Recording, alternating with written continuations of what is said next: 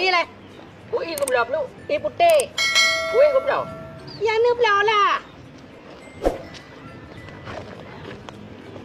Bang Hip. Kui nak mandu? Dua boh. Kui 2 boh Bang Hip. Lain pula mandu. Kui.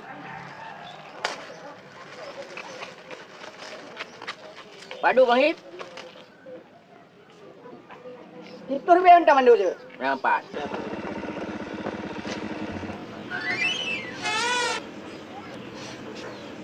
Enam Putri. Bang Pram tak tinggal Bang Him. 7 lebih. Masam tu mami. Masak. Menya masam ni buah mandum je gulung yang pak encok peng Bang Him. Apa ya? Bakal mia macam ka belum madu Putri.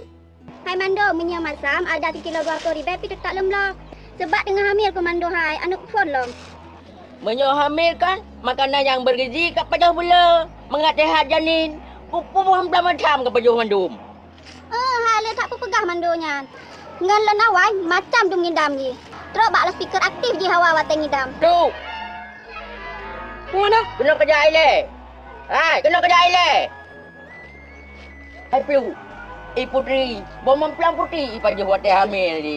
Kuyu pajuh elok hai dengar yang makanan yang bergizi. Acik kerja lahir ke piu. Laku draw ke doktor Johnny. Yang kau betul Putri yang mandum pegah. Supaya ente anak kitanya anak terjadi stunting. Apa stuntingnya macam ni?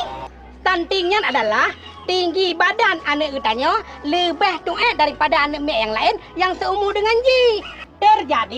Terjadi pada 1000 hari pertama kehidupan anak. Karena kurang asupan makanan bergizi pada saat hamil. Dan kurang makanan bergizi sampai umur anak 2 tahun. Serta penyakit infeksi. Bente hai him hai. Anak kitanya umur ke 20 tahun. Tapi tinggi badan dia baru 50 cm. Karena tuan-tuan, mutamah dalam pikiran dia anak jarang. Karena him, perkembangan utak anak min ditentukan pada saat 2 tahunnya. Karena dalam umur 2 tahunnya, pertumbuhan utak anak min tengah pesat-pesat. Gila, penjelasan dokter jadinya ya. Beres tak? Oh, nyan karena mak ngeyah gitu maka dia anak itu sih. Hai Plu, betul sih lagi Putri pegah Plu.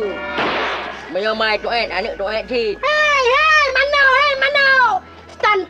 Stuntingnya makna tuan ji, hana normal, mentuh pitan.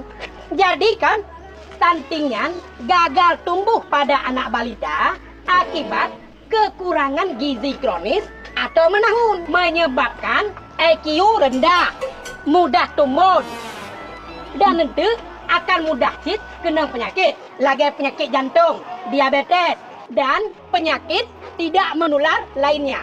Oh mania tu lagi Bang Joni. Maka untuk tercegah stuntingnya, sejak pertama hamil harus terjaga asupan gizi yang sehat dan harus tajek tablet tambah darah minimal kurang 10 tablet selama hamil. Kemudian, hotel lain lakukan inisiasi menyusu dini atau IMD. Bayi diberi ASI eksklusif sampai usia 6 bulan. Selanjutnya, berikan makanan pendamping ASI. Teruskan ASI hingga bayi berusia 2 tahun. Dan lihatnya lom Putri, bayi mendapatkan vitamin A dan imunisasi dasar lengkap. Pantau pertumbuhan balita dan jaga kebersihan lingkungan. Ya Putri, kan sama lagi yang long jelaskan. Cuma itu kemenjang hidap cok tu 2 boh. Yang lain, jom pulang ke ni. Hip, Benji. Bawang pelamnya perlu sih tu. Nya vitamin D. Banyak perlu. Buku kering kena kerja tu. Cak orang pelan pergi 4 wabah. Nampak apa yang pulang?